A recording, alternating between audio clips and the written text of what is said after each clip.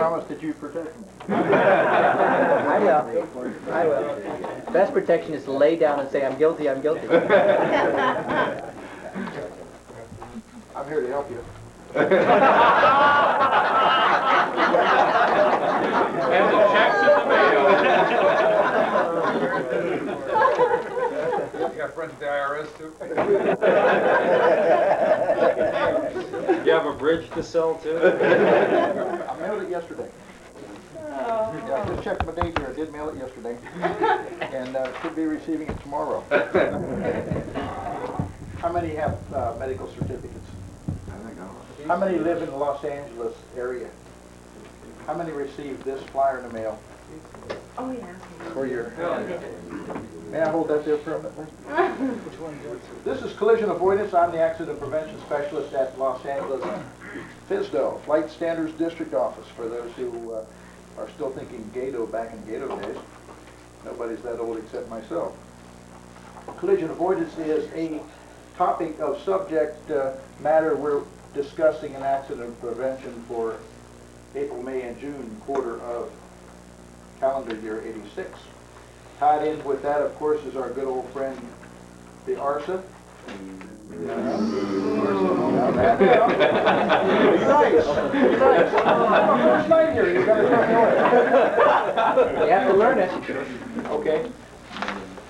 ARSA, everybody knows what it stands for? Airport Radar Service Areas. Okay. Want to know a little bit more about the ARSA? Yeah. Jesus.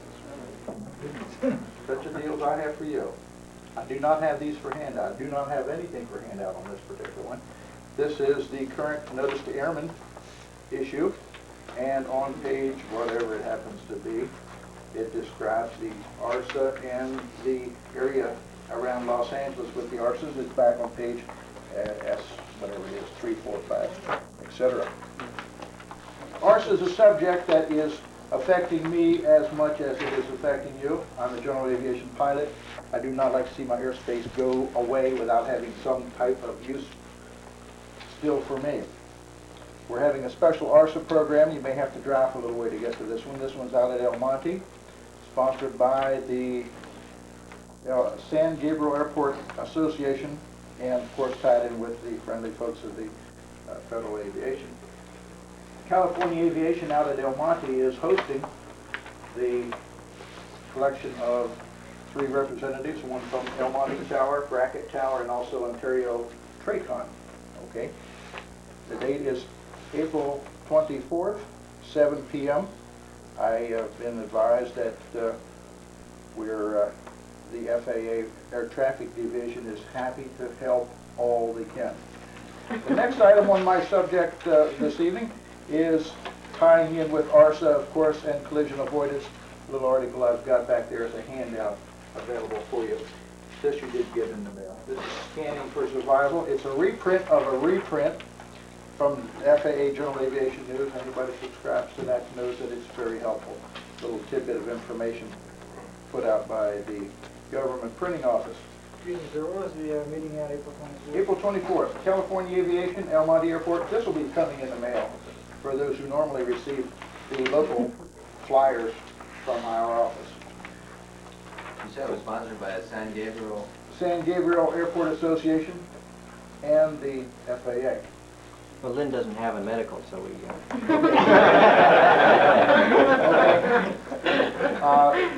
Let me give you a little background as to how we get these flyers in the mail. We prepare the flyer at our office for publication. It is then sent to Oklahoma City, where it is produced in mass quantity for a reason over there. After they're printed, they are then labeled with, of course, the pre-stamped mailer on the back. The address, your address, is picked off the computer based on zip code that we requested to be mailed to, and the listing, of course, is based on current medical certificates. Did I carry everybody along with me on that? If you have a current medical certificate, it's on file at Oklahoma City that you do have a current medical certificate. And if you get stopped and you do by an FAA inspector and you do not have a current FAA medical certificate, then you're in violation of an FAR. But back on our subject. All right, Homeland? Okay? That's how we get the list of names to send the flyers to. We try to keep them all in our immediate district office jurisdiction. Lax-Fizzville operation is from Topanga Canyon Road east along Foothill Freeway to Orange Freeway, Freeway 57. Bear with me, I'm from the East Coast. I don't know any other little details other than the fact that's the west boundary, east boundary, north boundary, and of course the southern boundary is 91 Artesia Freeway. That is our area of Lax-Fizzville. A few other items of interest to you. Coming up this month, a little quick review for those who do not get a flyer. I've got a couple of those back there on the counter. They're limited quantity at this point, but they're freely advertised. April 19th to 20th here at California Aviation at Santa Monica Airport, an FAA seminar Saturday and Sunday nights. Good nights. I've got a lot of good response about that. We're going to have a representative from Burbank Tower talk to us on Saturday night, the 19th, if you've got nothing else to do and you're tired of going out for dinner Saturday nights, come on over to the FAA safety meeting. We'd appreciate your attendance and you may learn something too. The next one, of course, is going into El Monte, dated April 25th. Sorry, not El Monte, but Mount San Antonio College, Mount SAC.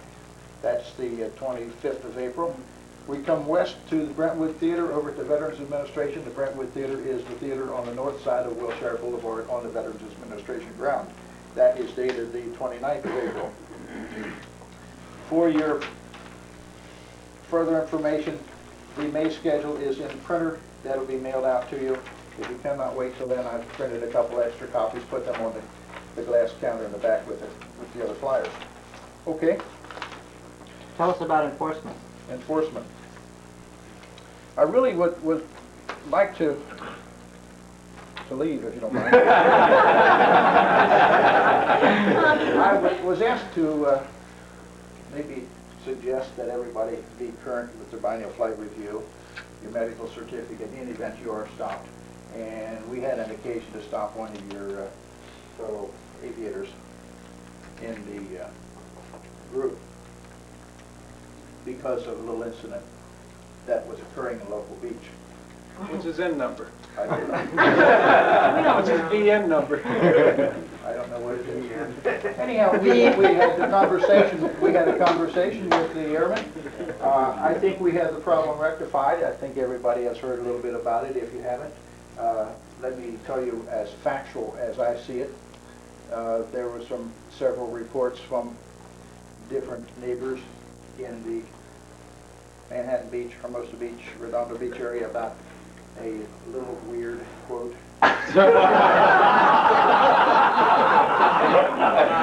weird looking, excuse me, aircraft buzzing the beach. Okay? I looked out my window and looked right down at him. I could see the plane. This is the kind of phone calls I get. As the accident prevention specialist. I'm sorry you missed the meeting. Oh, this guy ought to really hear this too. Repeat that last He lives down there. Anyhow, we're happy to receive complaint calls because what it does, it gets back down to nitty-gritty and it says, hey, Alcroft, you've been buzzing on the beach. And then when I go out, you know, the guy comes out and talks to me about it. Screw me, I don't fly one of those crazy little airplanes like that.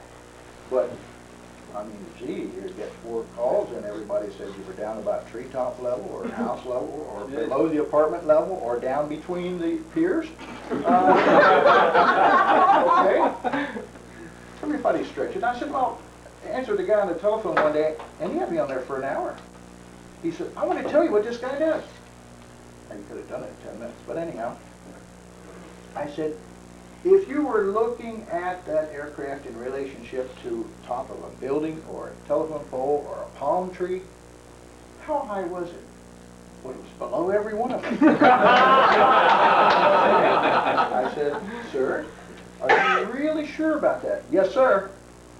Put it in writing. Not me. Put it in writing. I want a date, time, location, what color of the aircraft. Green longing. Pink? It matched the sky. Was it a cloudy day? Yes, sir. Okay. What we need are dates, times, locations, all right? Then I go out and I try to find out a little bit more information. I prefer to handle all of these situations with honey rather than vinegar, okay? I'm a pilot. I was a pilot. I'm still a pilot. I used to fly with, what do they manufacture those things called? Air knockers. I got a little time in an air knocker. But anyhow, I haven't had the enjoyment of getting into the experimental or building aircraft. My wife says, honeydews need cultivating, so that's what I do. What we do after we do get the complaint, we go out and get as much information as possible. We're fact-gathering individuals. Okay? I sell safety. I do not go out, and I'm not an ops cop. I do not write tickets. I try to handle the problem on this level, in this environment, and if it cannot be handled from that, then we go a little bit deeper. Then we get to talking to a gentleman like Mr. Orr here that comes in with his client and says, I didn't do it. Well, you get 4 people say you didn't, and you say you do, and it's kind of tough, folks. We get into building the case. We've got to satisfy the taxpayers. We've got the voters out there that insist that they want to shut down Santa Monica Airport. We don't want any of that. We don't want to be any cause to any of that. We try to answer the public as best we can on a neutral basis. We gather the facts, we lay it on the table, and don't mind using the name there. He looks at it and he says, well, James Doe said he did it, and Priscilla, she said he did it, and he did it. What's this weird looking picture? Well, that's in the distance. I don't know if we can use that. But we get all these facts together, okay, and then it goes to our legal department. Legal gets a hold of the airman and says you will attend a hearing, et cetera, and it goes from there. Any questions up to this point? Okay. You're hitting it right. They usually send out a letter, Letter of investigation. Okay. not to make their job harder, but they don't know who's in the plane usually. Generally, we don't know exactly who's in the aircraft. We can just kind of pick up enough details, and eventually you get out, and through hangar conversations and flying, we can get a lot more details. Pretty soon, the gentleman comes up and says, yeah, in fact, I had one last week. I was at a local airport, and just standing there watching the beautiful sunset, and beautiful, just a nice little approach. Gear was up, just super duper, had it just to the firewall, and by the time he pulled up, I thought, oh, that's nice, go get just a nice pull up. Up he goes, okay, and gets on the ground, and I said, hey, Tower, what's the aircraft number on that? He said, I said, where's he based? He said, here. I said, oh, well, it was about a half an hour later. I was doing transacting my business.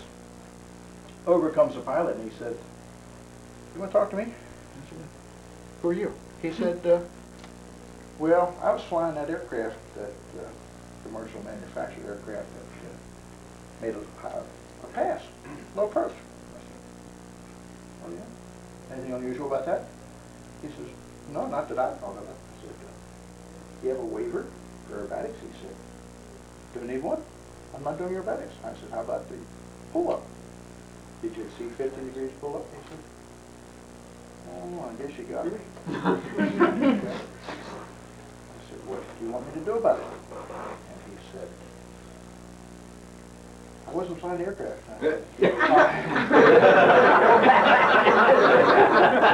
Were you pilot in command? He said, the other guy has a student pilot certificate. He was in the left seat. I said, were you pilot in command? He said, yes, sir. Did you rent the aircraft? Yes, sir. Were you pilot in command? Yes, sir. He might have been flying on a student pilot certificate. You were pilot in command. You were responsible for the operation of the aircraft. And the pitch-up attitude exceeded 15 degrees by more than, I'd say, a good double anyhow. He said, well, yes, it did. He said, didn't you like the wing over at the top? I said, it was kind of impressive. But I said, it also impressed the local neighborhood around here. You know, tomorrow my phone's going to ring. in the morning, first thing in the morning. Somebody found out that Al Groff goes to work at 7 o'clock in the morning, and they call him at 7 o'clock in the morning. Well, the office doesn't open until 7:30, so we don't always answer the telephone until 7:30. But what we're doing is we're instilling bad relationship with aviation, and we know we've got a problem here at Santa Monica with aviation. We try to do all we can to not fester, but foster aviation, okay? It was brought to my attention that this neat little aircraft that you folks are into, and I mean as a compliment, okay, it's far ahead of the times of what people are thinking. It is very easily identified, okay? And if you happen to be an individual who is down on the deck, you better do it out way offshore where nobody sees you, out in the desert where nobody sees you. Be careful. Chips blast down low on the highways doing the speed checks too. Highway patrols. But think about it before you go out and decide you're going to go buzz Susie or Harry, okay? Maybe pilots here, okay? It's really something we need to avoid. You can dig into the regulations. Part 91 covers operations of aircraft. This neat little Bible, not the King James Version either, but Part 91, General Operation and Flight Rules, tells you what you can and cannot do within bounds, and it's written for a reason. Not that we want to have a job or that we're going to do anything about rules, but it's to protect everybody else. Okay? Answer your question. But what I'm here to sell tonight is I'm in handy-andy diaper service. And I'm selling diapers. But seriously, aviation is my, accident prevention is my bailiwick, if you will. And we like to see everybody come out. If we get all of these folks to my next meeting, we'll have to bring in more chairs. What percentage of your licensed hearings are on buzzing? 50%?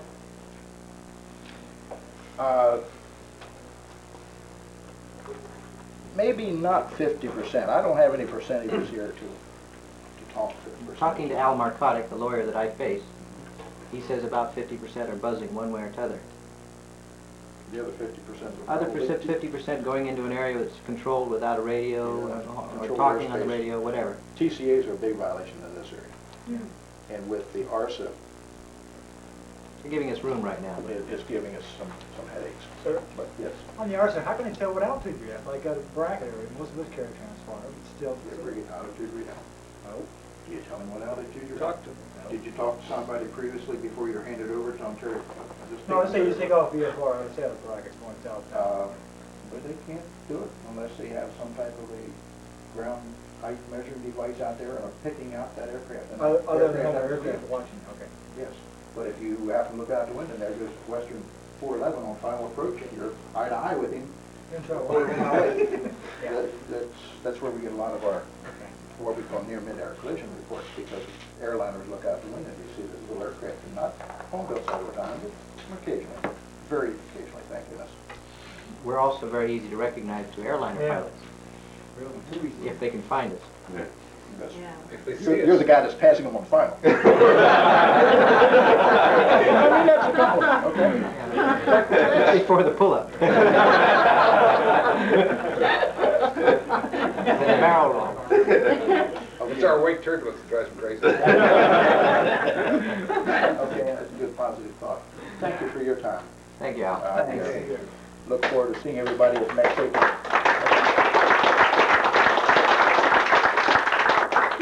Feel free to help yourself to the brochures back on the desk. Okay? All right, thanks. Sure. Thank you.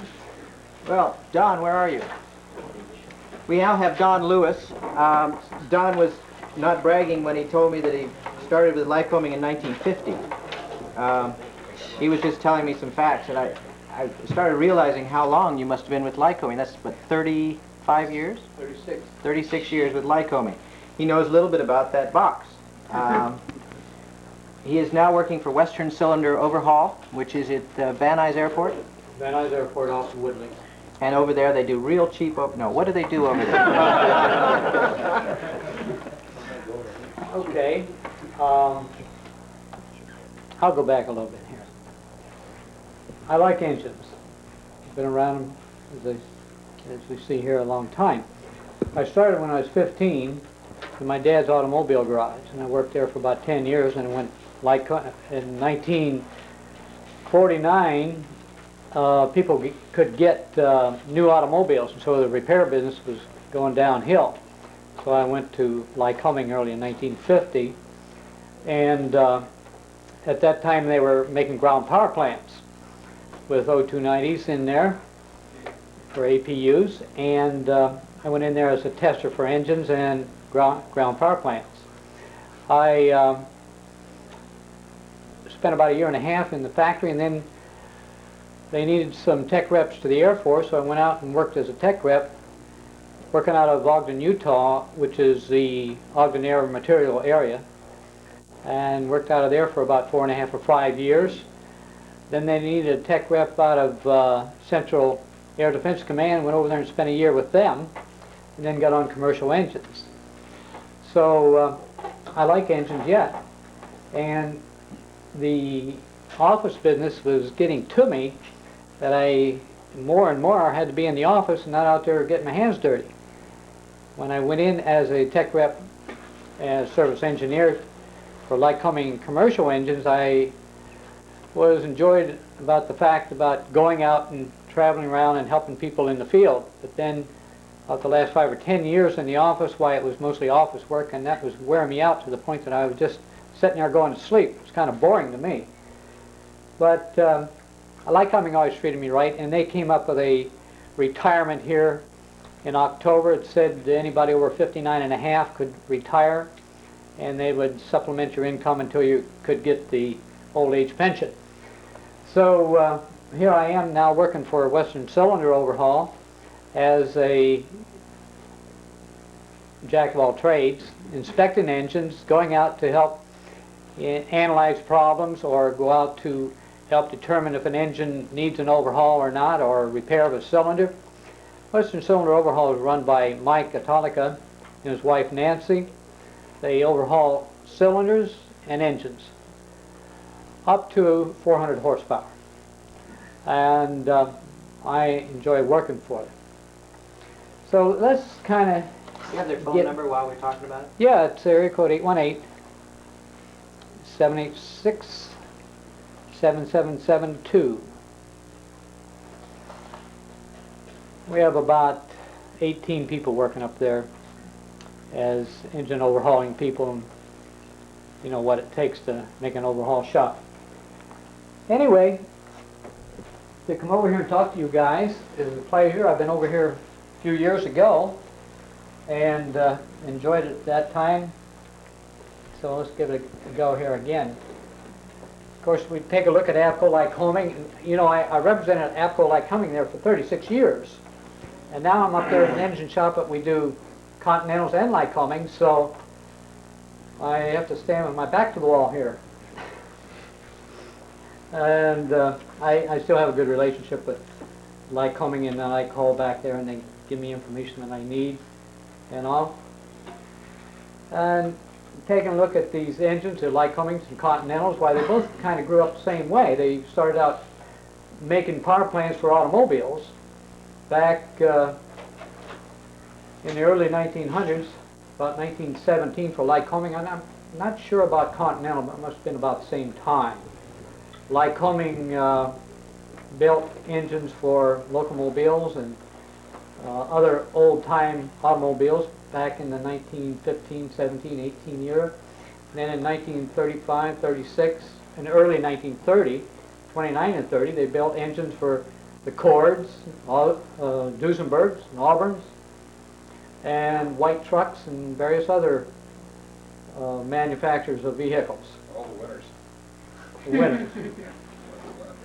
Some good ones, yeah. By the same token, Continental built a lot of engines for commercial vehicles as well as their aircraft engines. I'm learning something about Continentals now that says, hey, maybe that stuff they told me about Lycoming being perfect and Continental being no good at all isn't exactly true. because Continental does put out some good engines. I've seen some really good ones. I think probably most of you guys are running Lycomings in your aircraft. Is anybody running Continentals of any model? Okay, so we'll kind of stay on the Lycoming group here. And you know, I like engines, whatever they are, whether they're a Chrysler or a Franklin. I never liked the idea that Franklin went out of business because I always appreciated competition. When Franklin went down the drain because of internal problems of their personnel, why, I thought, well, that's kind of not too good for us because we need competition. So what the devil keeps your engines going? And why does one person have one that lasts and another person has one that doesn't last? Well, it isn't always maintenance, but maintenance, preventative maintenance, of course, means an awful lot to how long your engine's going to last. Of course, it depends on what you get to start with. I understand a lot of you have to buy up an engine that's been run, and it may be kind of a mystery until you run it a while, or if you buy an engine that needs overhauling, well, then you know what you have after you overhaul it. So, but preventative maintenance has to start with the owner. He's got to be able to go out there and tell somebody or do it himself if he has the particular rights to do it. And I understand, of course, that the FAR rules say that you can do some maintenance, but you can't get in there too deep as a pilot. But it does give you a position whereby you can change spark plugs and various other things that are called out. And I think that's FAR 43? 43, yeah. 43.3 tells you what authorized persons can, as pilots, work on their engines. And 43.9 says you've got to make an entry in the logbook of what you've done, regardless of what your status is. And 43.13 and 14 tells you that after you do that work, you have to do a ground run up and evaluate what you've done.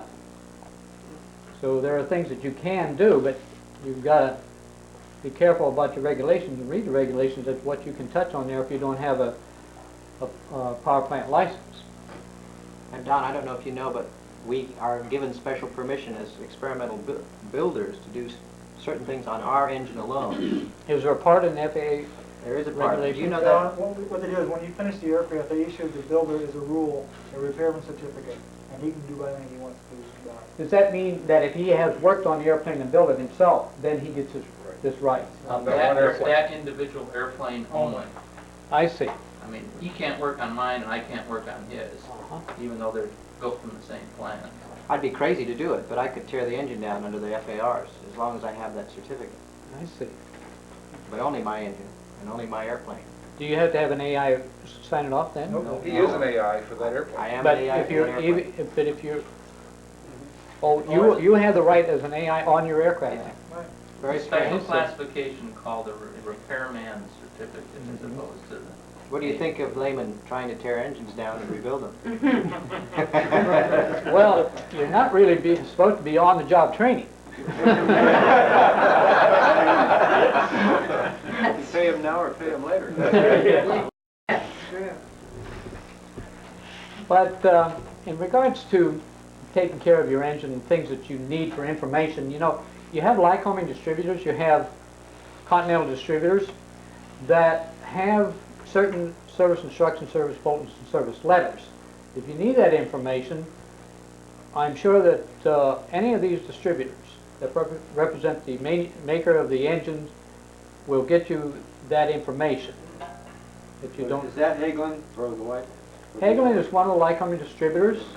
Beechcraft West and Van Nuys, Avial, Van Dusen, any one of those can get you those service bulletins, and they don't have to charge you for it. They get copies of those bulletins sent to them at no charge for handouts to those people that needs the information. If they don't have them on hand, ask them to get them for you, because that's their responsibility, to furnish information to anybody. So you got to rely on them for that information. in publications that are available that would be of information for your use would be like lubrication, your proper oils on service instruction 1014, spark plugs, service instruction 1042, fuels, service instruction 1070, and service instruction 1388 regarding the proper care of a 0235L2C or comparable model regarding keeping the maintenance up and the particular items to look for on that model engine. Service instruction 1425 is also in regards to prevention of valve sticking, exhaust valves primarily. Intake valves, I don't see those sticking unless you've got some old fuel or they get gummy on the stems. But the exhaust valves will stick. We've had more trouble with valves sticking in the last 5 years than we ever did before. So there's something about fuels and oils that's producing the varnishes on valve stems and guides that do cause those valves to stick occasionally, or they maybe not stick in one position but not work fast enough to keep up with the valve action, so you end up with a bent push rod, bent shroud tube that then leaks oil, and you can run your engine out of oil for that. But this service instruction 1425 does give you some ideas as to prevention of valve sticking.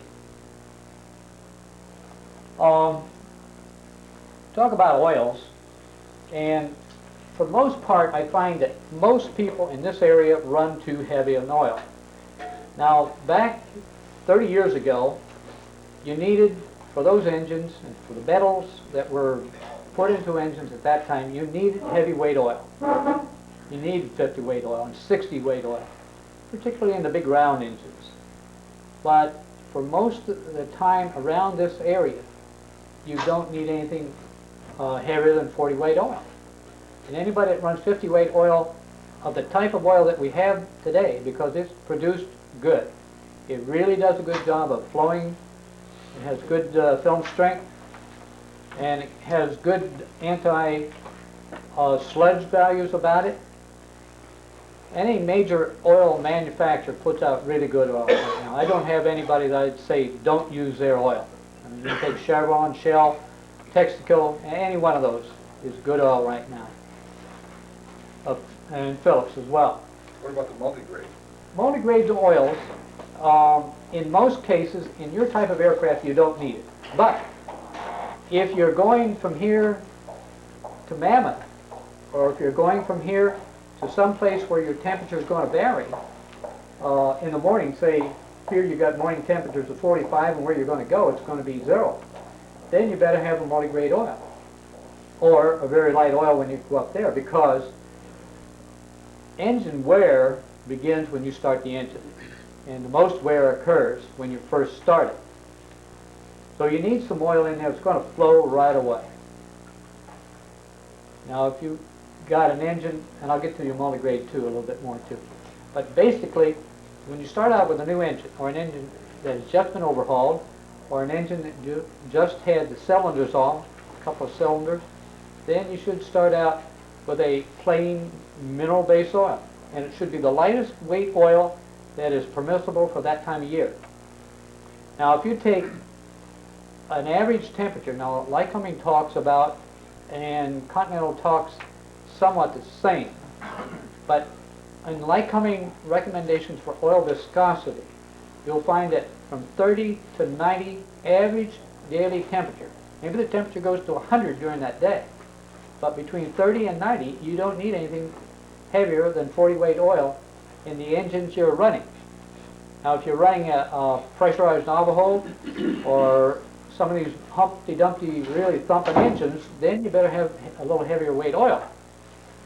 But for the average engines up to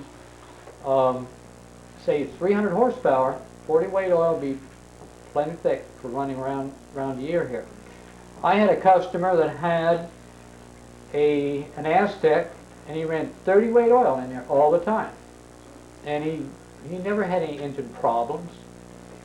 But he ran 30 weight oil in there winter and summer, and I know I knew him for several years, I'd say more like 5 years, was aware of his aircraft and engines, and he'd run engines full time and never run anything heavier than 30 weight oil. So it's kind of a fallacy to think about 50 weight oil. Now, one of the problems we run into is the fact that 50 weight oil is the most accessible oil around here. Most shops have it available, but if you go ask in most of the maintenance shops for some 40 weight, they got to look a little longer.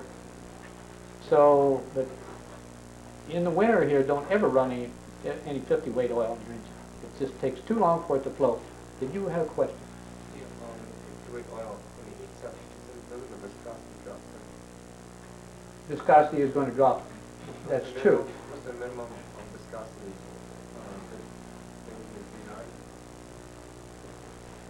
What viscosity number? Minimum viscosity. Okay, well, in regards to what oil you can put in there, and as long as you run within the parameters of the oil temperatures for that engine, then you just go by what the ambient air temperature is. Because some synthetic oils don't lose viscosity as quickly or as greatly as fossil fuel oil.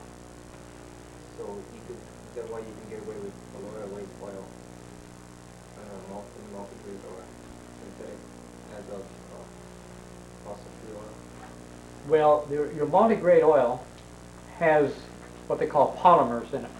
That's little hair-like bits by the millions in there that will, when you put the oil in, new, say it's got a 2050 rating, it will come out very close to a 20 grade SAE or a 50 grade regarding what temperature it is at the time. But after that engine is run about, or that oil is run about 25 hours, then it starts to lose its viscosity because these polymers get cut up. And the polymers are in there to maintain that multi-viscosity. That is, when it's cold, it'll still pour.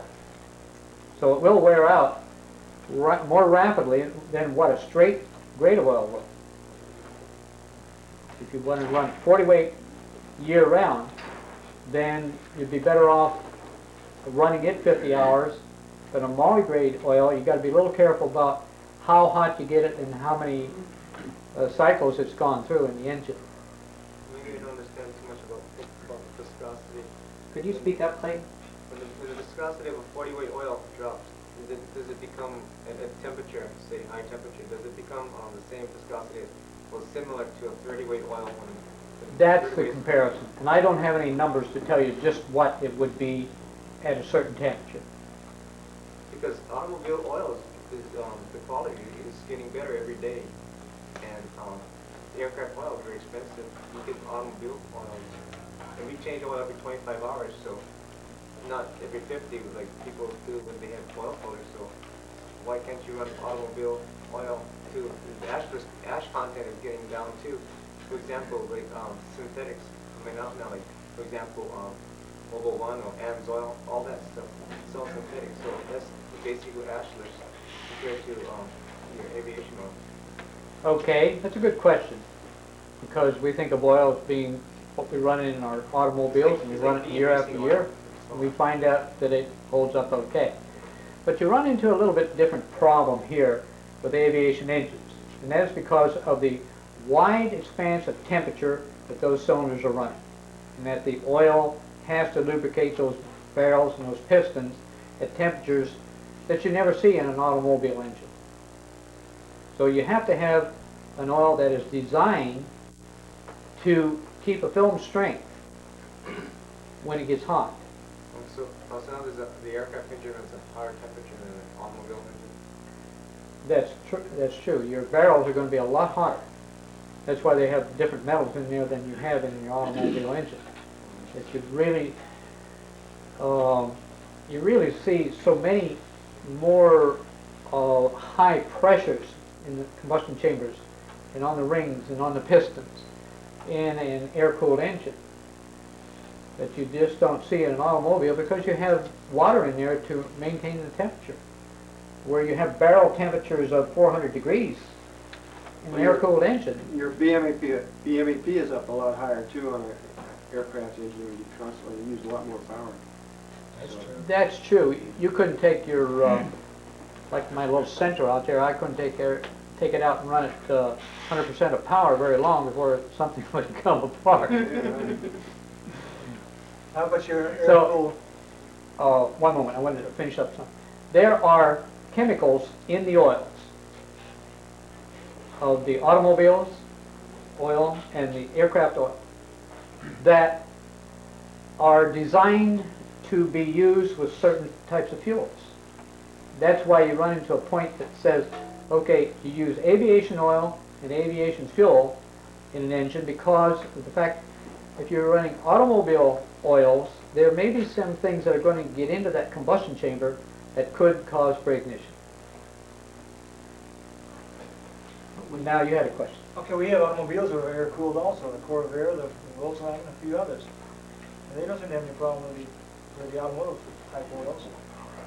I had a Corvair, and when I bought it for $50 because the guy didn't take care of the cooler. There was an oil cooler on there, and it was all full of leaves, and so the oil wore out, and it wore out the bearings and all. In regards to the air-cooled engines, of course you have a fan. You have your Volkswagen, you have the Corvair, and any other engine that's air-cooled, you have some kind of fan to cool it. Okay. So you don't run into those parameters of real high temperatures unless it's an unusual situation. Yes, sir. The Shell white can, I think it's 1050. The Shell multigrade? Multigrade. It's Yeah, 1050. see, Shell is, I think you're 1550 in Shell. Okay. Now, if we use an oil like the Shell 1550, we really don't have to worry about weights of the oil at all then, right? In this area, we can use... That is correct. You could run that here in the summer and winter, and just not worry about it. and don't worry about, because it's going to take care of what you need. But it does break down after 25 hours or so, is that what you're saying? I would say that with the engines that you're running, unless you're running real high head and oil temperatures, you could run 50-hour oil changes, providing that you're getting your 50 hours within 6 months. Would you But- define real high? High head temperatures? Real high, would you Okay. define it? Now, on your Lycoming, say we have an 0320, 0360, 0235. Those heads are designed that with the temperature reading taken at the proper spot, at 500 degrees Fahrenheit is the maximum you should operate at any time. Now, that doesn't mean that every time you take off it could go to 500 degrees because that's going to shorten the engine life. What Lycoming would recommend is that you try to maintain your head temperatures that they never go over 435 for best overall engine cylinder life. And it's for cruise temperatures, you should be down in around the 400 degree range. What if it's running less? Is there any problem? Okay, head temperatures should be 365 or better. It's designed that your clearances within the cylinder, that is your piston, the cylinder temperature, the valve temperature, are best off to have a 365 degree or higher temperature. Now, I noticed on mine that it usually runs between 325 and 350, usually in the lower range, around Yeah, that's good. 325. But Now, it's a little bit... is that causing a problem by running that low? Should Not- it be not- closing up some of Not a real awful, where there's a problem that's going to cause any great catastrophe. Well, is it going to shorten the life of the engine? By May running or it? may not, depends on how hard you're running it. But if there's some easy way, does it ever incline then get much incline, higher? it'll go up to 400. It will go to 400. Yeah, then when I level off, it usually drops down around 3 1/4. Uh-huh. How many head temperature gauges do you have on it? 4. Well, I've got 1 gauge, but 4 probes. Okay, where do you have them placed? You've got it in the Lycoming, you have that threaded. Okay, it's About in the inside, cylinder, the bayonet. installed in the bayonet Bayonet, yeah. position on the head, okay? We have reverse cooling in the sense the baffles are backwards or the air comes through the engine backwards, so it may change where the sensing should be, I don't know. Well, then you're reading on the inlet side of the That's right. of your air cooling. You better get something up on the other side and find out what the temperature is up there. Because Still air interest is coming over the exhaust system, so that's, may still be the hottest part of the engine. But the Well- exhaust still, the exhaust is on the intake side. yes, It's not on the exhaust side. So the ram air is coming in over the exhaust. you're going to have to evaluate it by putting it, even if you use a spark plug type pickup on the other side of the cylinder and find out what your head temperature is up there. Because you're going to have, you can have 100 degrees or more difference depending on the airflow between the cooled side of the cylinder and the hot side of the cylinder. I would recommend you to find out what that is, because you could be in temperatures you don't really need. How does the plug probe temperature compare to the bayonet probe temperature? Would it be higher or lower? It will be higher at the spark plug. Under the spark plug, it'll be higher temperature than at the bayonet probe, and it'll be higher. I know on a downdraft cooling engine, where you're cooling the engine by running the air down through the fins from the top, that it'll be about 35 degrees hotter at the spark plug. That's taking 0320, 0360, 0540 engine. Was that the top or bottom spark plug? Or does it make any difference? Oh, no, the spark plug on the lower side Okay. On a downdraft? on a downdraft engine is going to be 35 degrees. 100 degrees. If you take it at the top spark plug and the lower spark plug, you're going to have 100 degrees difference there, no less. Should we have a fuel pressure gauge? Think that's necessary?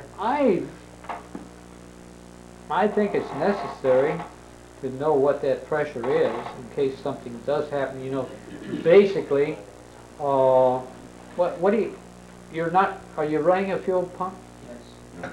So you're running a fuel pump. You have to run a fuel pump because Yes, of the we're not the gravity. yeah. We have an electric and we have the engine driven. Yes.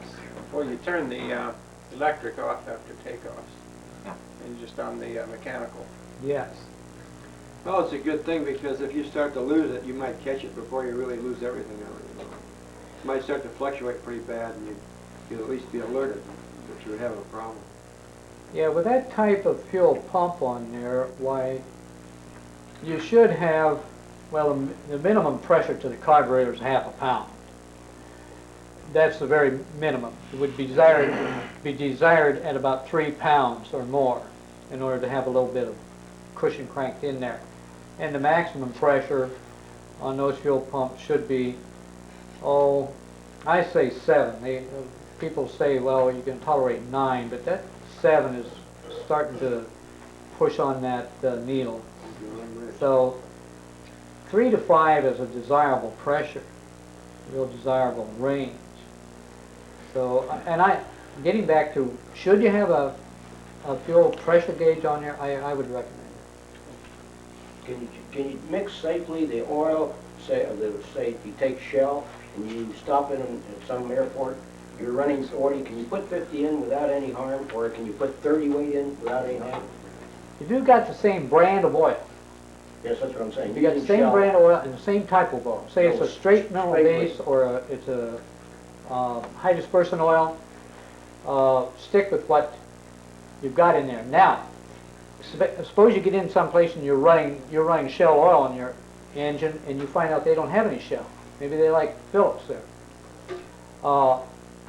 Don't put a multigrade oil in. Don't put a high dispersion oil. Don't put a heavy duty oil in there. Put a straight mineral base oil if you have to mix it, because there's a lot of different kinds of chemicals put into these oils to get the viscosity and the lubricity of different manufacturers. And different manufacturers use different things which, if you mix the two, you may run into a real problem. Yeah, but if you take shell, you can mix, say, 50 weight, 40 weight, or 30 weight, there will be no harm there. I wouldn't see any problem. I wouldn't see any problem. Basically, I feel if you have to mix any oils, why, don't run it the full time. But in regards to, now I'm thinking about if you have to mix something else that is different than what you have in there, go ahead with your flight.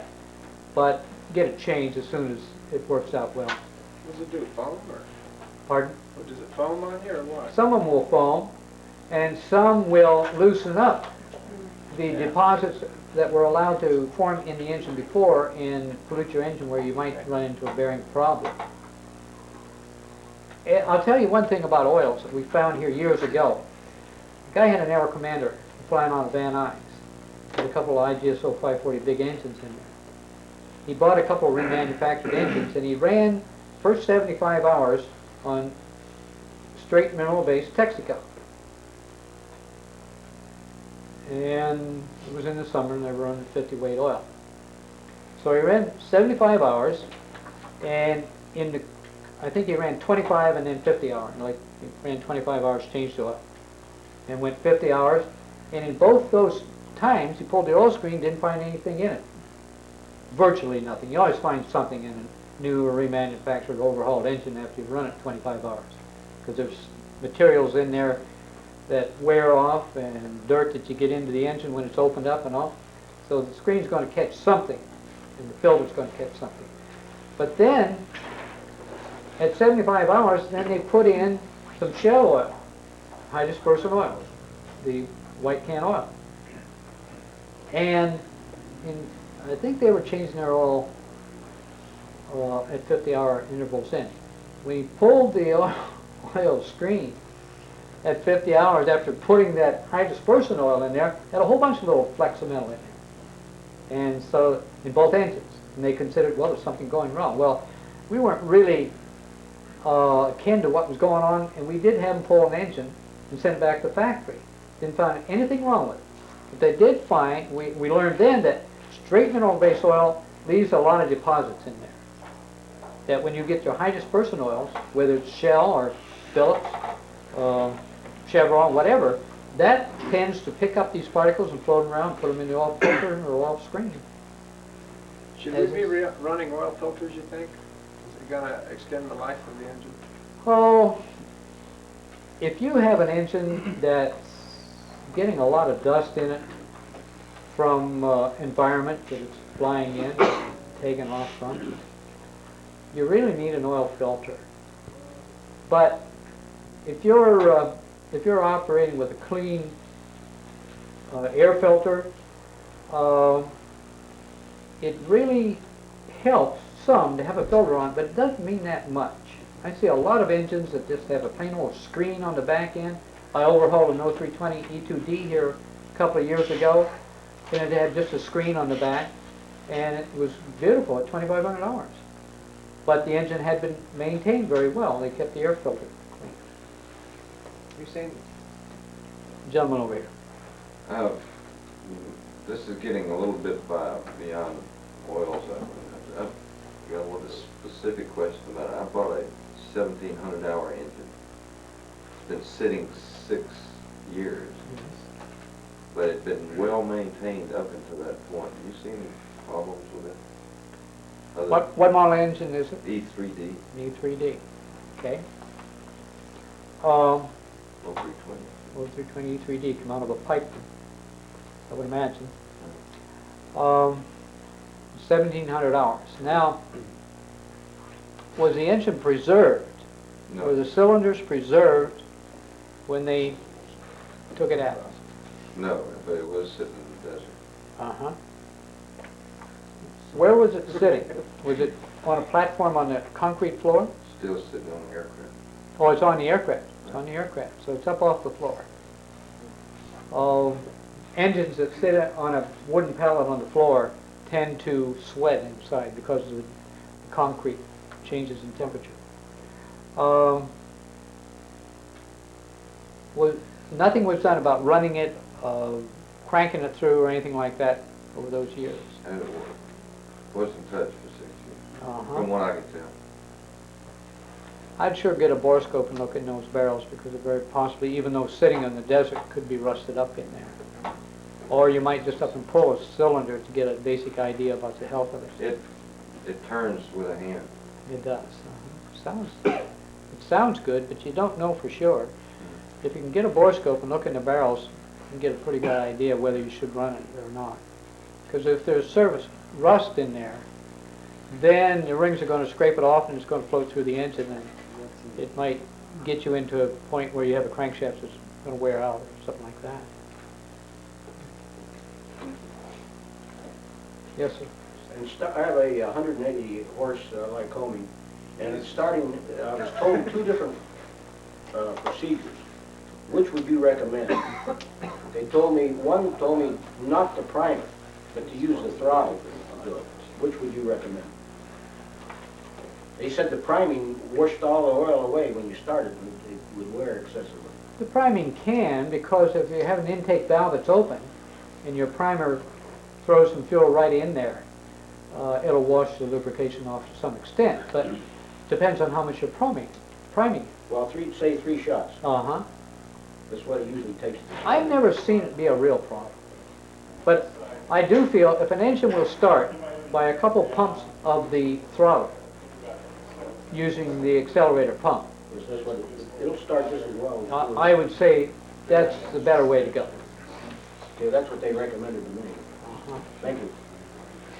Yes, sir. On a new engine, when you're using mineral-based oil, is there a predetermined time compression, or when should you change to the isosyspersion? Is there a set time, or what are you looking for? It's when your engine oil consumption has reduced to a figure that says this is what I want it to be. You may have to run the engine 100 hours to really get it broken in. I would never run it less than 75. Yes, sir. I've got the 0235L to the C. Yes. And I noticed after usually 25 to 30 hours, when I pull the bottom plugs, I'm finding these little brown granules in there. Yeah. Now, you tell me, when I understand it's some kind of a lead deposit that's in there, you don't see it as metal lead, but a little brown sand in there that builds up in the pockets of Yeah, in the fuel, what fuel are you running? What? 100 octane. 100, is it low lead or? Yeah, 100 low lead. Myself. Low lead, okay. Okay, well in that engine we do find that you can run into some lead fouling. The material we're talking about probably is a result of what's in the fuel that isn't burned, and that is lead bromides and sulfur. That just didn't get purged out of there. Now, there are some things you can do to cut down on the accumulation of those lead particles, because what they were parts of the fuel that were unscavenged out of the engine, the combustion chambers, and clung to the top of the piston or the combustion chamber, and then broke off from differences in change of temperature. Even when you shut your engine down and it starts to cool, then these pieces will drop down into the spark plug. Could it have been rust on the cylinder walls? Rust? Rust on your walls, before you ran. Yeah, but I've got over 100 and some hours on the engine since it's been run, and it still happens almost like clockwork. Yeah, I see those deposits in there, and it's sulfur and lead bromide. Could it be the leaning procedures that I use? Okay, there are some things you can do to prevent the accumulation of the leads in the combustion chamber. Now, you can't do it completely, and that engine, as a standard 0235L2C, had to be a problem to us in regards to lead fouling. But procedures seem to be one of the most important things to cut down on the accumulation of the leads in there. And that is your idle mixture at, say, 600, 650 RPM. What do you keep it at for when you come back to the stop? Well, if I pull all the way back, it will kill completely. But I normally never idle it less than about 800. Okay. put a stop in, Stan. If you come back to a 650 RPM, and then come back on your mixture control, you shouldn't get over a maximum of 50 RPM rise. That is, your engine's going to run okay. When it's idling, waiting at position and hold, I should idle it back that far? And No, I'm not recommending, but to check this. Oh, for checking. To check, bring it back to 650 or in that area, gradually come back on your mixture control, and you shouldn't get over 50 RPM rise. 25 is plenty, after the engine's warmed up. When you're sitting there, or any time that you can, to keep that combustion chamber scavenged out, then you should keep the RPM up to 1,000 or 1,200. But I know you got a light airplane, so you've got a little bit of problem there. But whenever you can, it's best for that combustion chamber to keep it up there. Now, lead scavenging, and there's a scavenging agent put into the fuel to help get that lead out. And that is only really active at temperatures above 800 degrees. And when you get beyond about 1,300 degrees temperature within the combustion chamber, when you get beyond that 1,300 degrees, well then it's another area of building up lead quite a bit. But that's one of those things that if you keep your idle mixture as lean as possible, also manually lean when you're taxing. And as soon as you get into cruise attitude, to manually lean back to a point that's no more than about 75 degrees below the peak on the rich side. That tends to help keep those combustion chambers clean. Well, if you lean back while you're taxing, isn't that going to heat up quite a bit in the engine compartment? You're not going to be pulling enough power that's really going to make any difference. It will, that's right, it's going to heat it up a little more.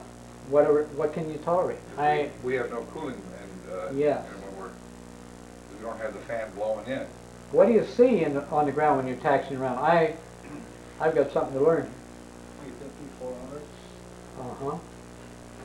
One thing about it, that temperature of 350 or 400 is going to be pretty much all the way around that cylinder, I believe. It's going to be, because you don't have a lot of velocity of air running through there, and 350 or 400 degrees isn't going to hurt that cylinder. It's 350 and 400 or higher if you've got a hot area, but then a cold area on the other side of the barrel. That really causes problems because it distorts the shape of the barrel and wears the rings out. Well, I'm also thinking about the exhausts themselves starting to heat up quite a bit. Wouldn't they get red hot or close to it? No, you haven't got enough. You haven't got enough power on them. Anywhere in the horsepower range, 65% or below, by leaning, you're not going to cause any problem in that combustion chamber. As long as you're 65% power or below. And above, I'll go one step farther and say, above 75% of power, then you should have full range. Unless you'd be at an altitude that you need the power to get off a short runway. Then you might have to lean a little bit to get your best efficiency of the engine to get off that runway. You're saying at full power we should run at full rich in cruise. If you're running above 75% power, then you should have it in a rich, no, at 75% power or more, you should, for best cylinder life, you should have that in a rich configuration. Now, if you're at, say at your 7,000 or 8,000 feet, what percent of power can you get? So you're self-protected there. But when you're below 5,000 feet, or you're, say, 6,000 feet or below, and you're at 75% of power or more, then you should have full range. For cooling? For cooling with the combustion chamber and the valves. And what about when your engine is shut down, prior to engine shutdown? Some people have argued both ways on this, about running up to about 2,000 RPM and then leaning it out as much as you can for 20 seconds or so. Will that purge the bromides and the leads out? Well, it does, but it's really not too good for the engine to continually do that, to lean it out unnecessarily. I think you're better off, and you will find that slow acceleration and slow deceleration has a tendency to clean out spark plugs. Rapid acceleration or deceleration has a tendency to load up the plugs with unwanted materials. So it's really better to go on up and run your engine at 1200, 1300 RPM for a minute or so, and then cut your mixture, and that'll clean it out. And when I talked to Bob Walter on the subject, he said that, is it Walter or Walter? Walter. He said that if you get little grains out of that bottom spark plug hole, there's probably a ring of lead up on the top of the spark plug hole as well that you should probably be working at to get out before it sits there too long. Is that your experience as well? What I recommend on engines that have a tendency to let up plugs is that when you have the plugs out, take a brush, Champion and AC provide a tool to run through the threads, and run it in and out of there one time, and that'll loosen up those particles. And then take your air nozzle and blow in the top plug, and you'll find you put a rag down there and you'll catch a whole bunch of little particles. And that's the stuff, the guy says, hey, I just put a new set of plugs in here and I taxied out and I couldn't take off because the plugs were foul. Well, that's what happened. You put a new plug in and it broke off some lead and it fell right down in there. Is there any harm caused by killing the engine with the magneto switches? Because I don't have a starter, and if I'm going to go somewhere right away, it starts a lot easier just to kill it with the switches. Well, if your engine cuts clean, Oh, it does. it's okay. Yeah. But if you have an engine whereby you have hot particles in the combustion chambers and it keeps jumping around, There's no well, that's pre-ignition. hard on everything, including your instruments.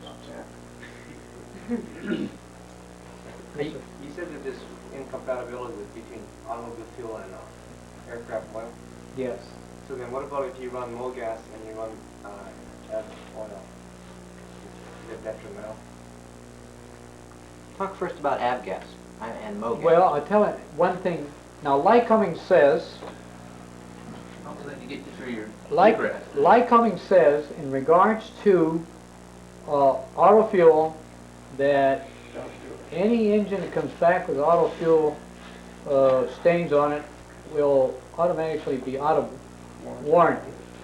And they say, we don't recommend it.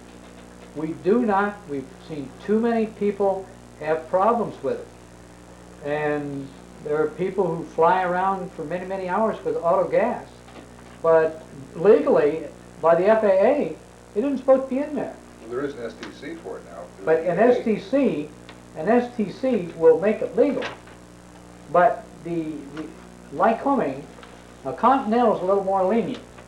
I think they work with people in regards to saying, okay, run your auto fuel and then you'll fly more often and maybe you'll need engine parts more often. Here's an article that I picked up out of a science magazine. She might be interested in looking at it. Talks about all the problems. Huh? That's written mostly about automotive, but it certainly applies to airplanes. Yeah. Okay, thank you. This automobile fuel's ruining a lot of automobiles, so I sure as hell wouldn't put it in an airplane engine. Well, that's true. You can't buy good automobile fuel for your car anymore. I've got a Datsun, a Think 73 hanging Datsun, around and no I way I'm gonna put it in my airplane. had the head off a couple of times because it had warped, and I had it shaved down in order to make it flat again.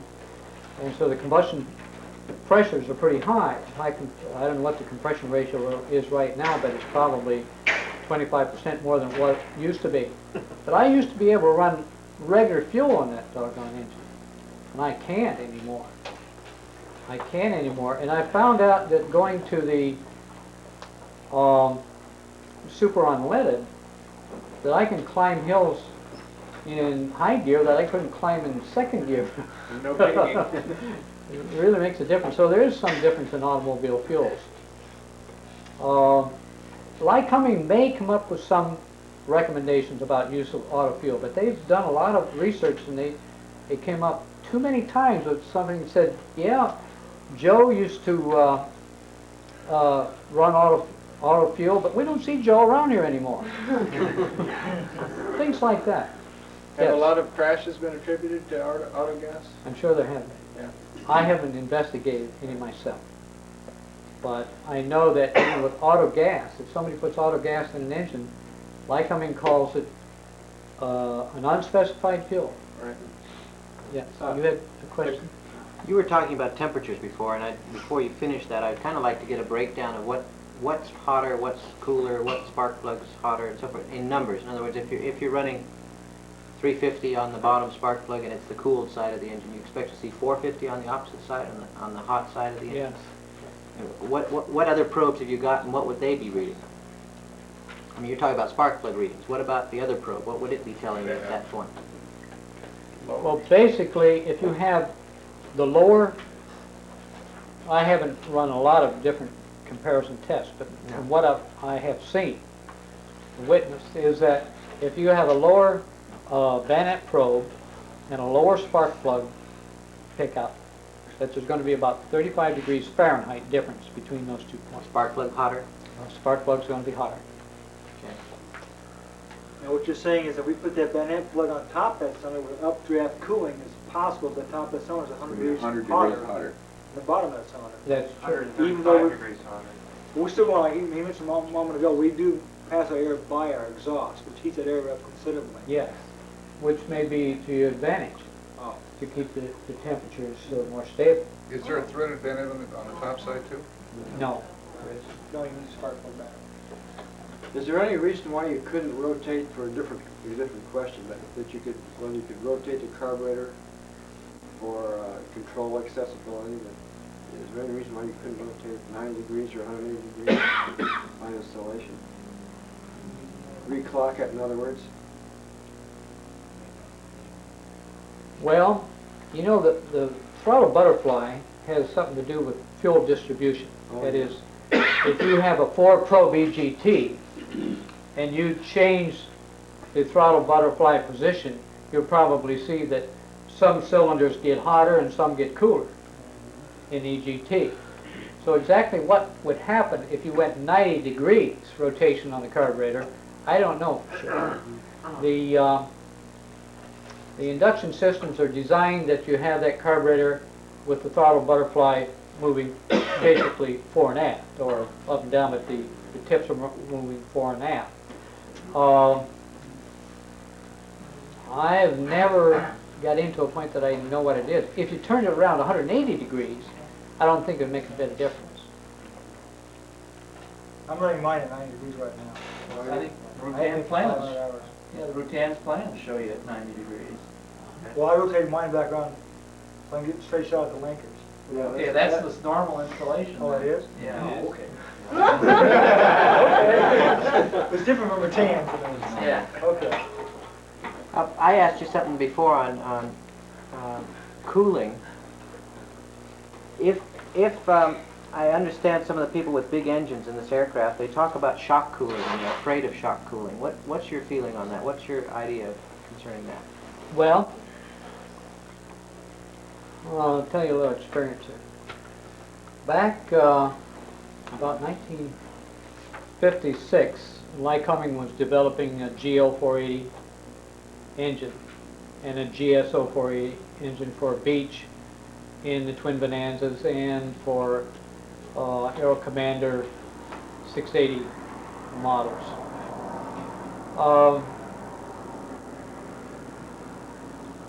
At that time, tell me your question again. There's something I'm going to have to change here about that. Taking a big engine in a long easy and trying to descend, people find themselves at idle very quickly. And they tend to find their temperatures dropping real quickly as well. Okay, I'll proceed on that basis then. Thank you. So they had a lot of problem with burning pistons. Pistons were running hot. And later on they came out with what they call a piston oil squirt. That is, they have an oil squirt coming off the main bearings that's putting oil right in the backside of the piston to cool it.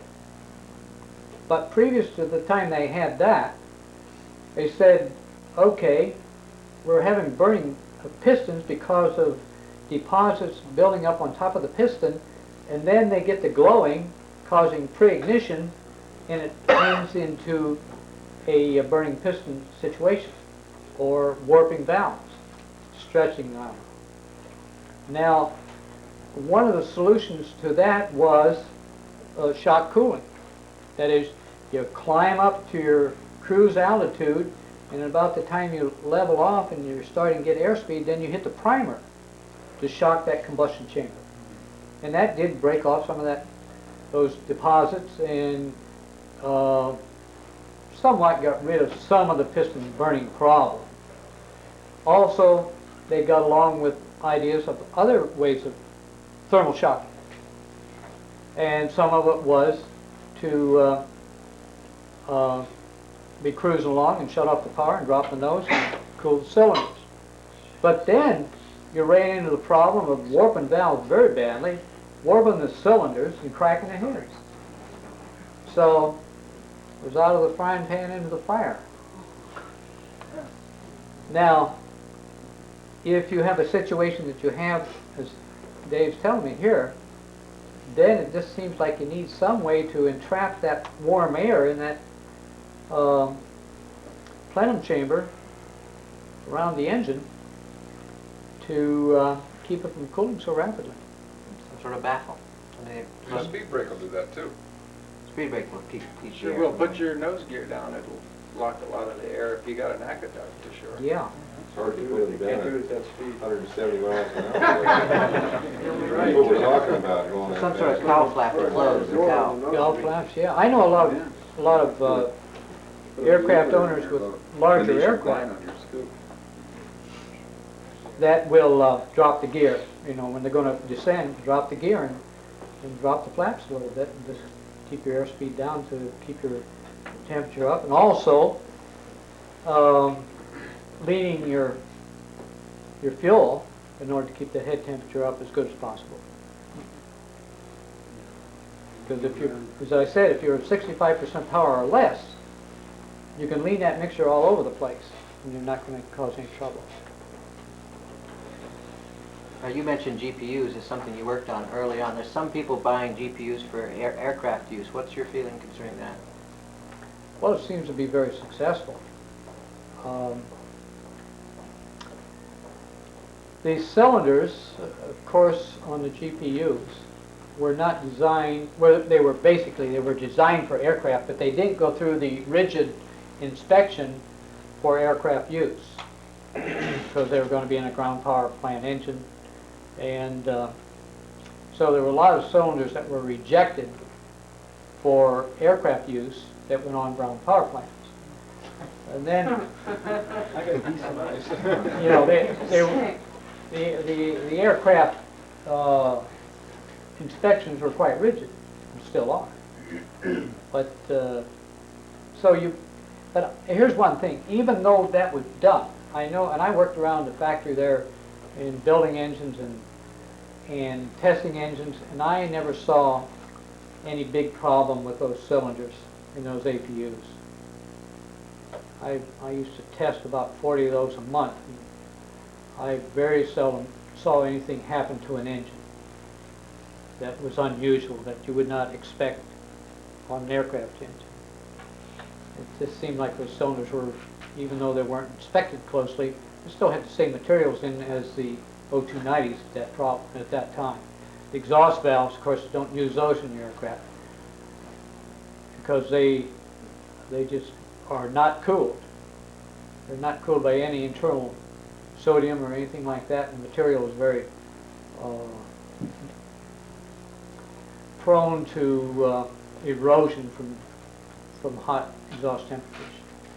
Did you use the old tulip type valves in that, or is it the non-sodium fuel valves? They were non-sodium cooled valves, yeah. Do not use those, you said?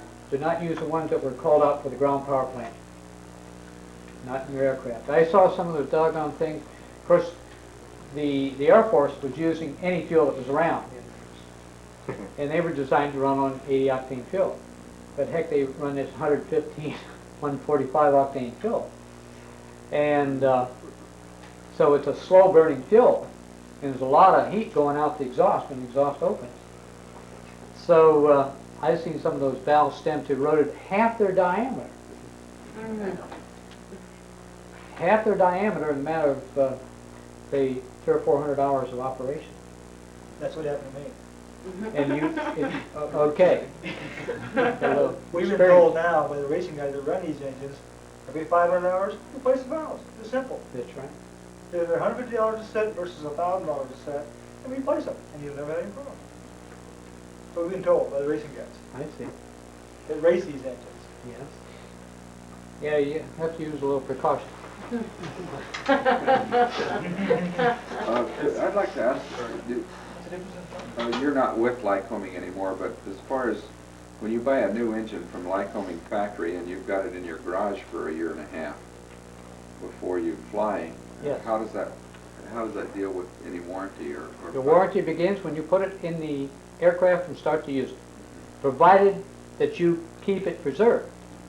Now, any preserving that's done, if it's entered in an engine logbook, the date of the preserving and what was used, and would that I would satisfy them? That's right. Yeah.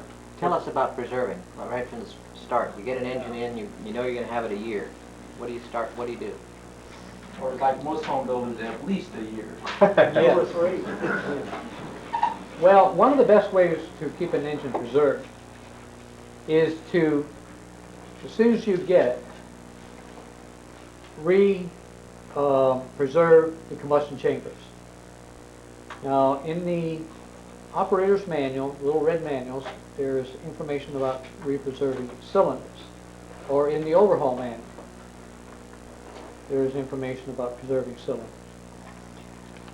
If you can take and preserve those cylinders and then put it in a vapor-proof bag, you could keep it for years that way.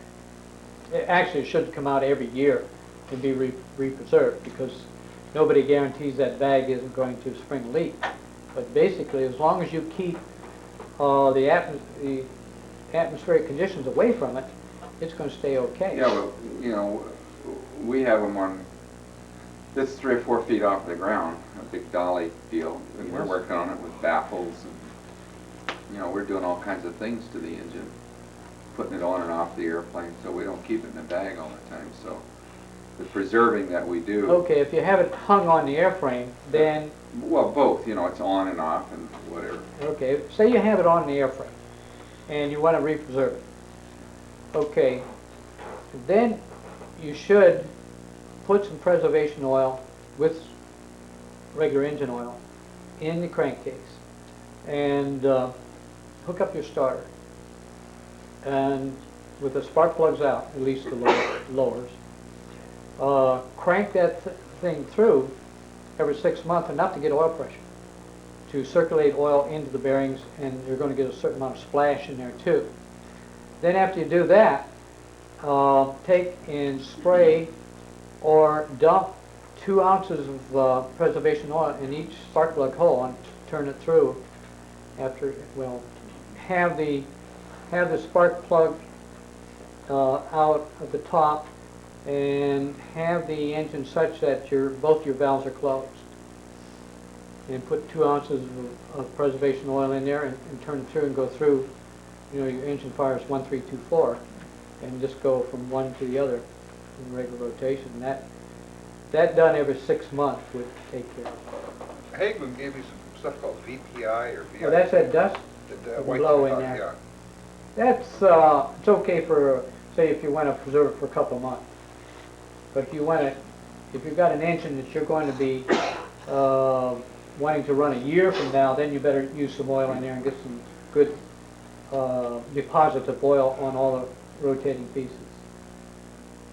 Once it's on the airplane, what's the longest time it should set without being turned over?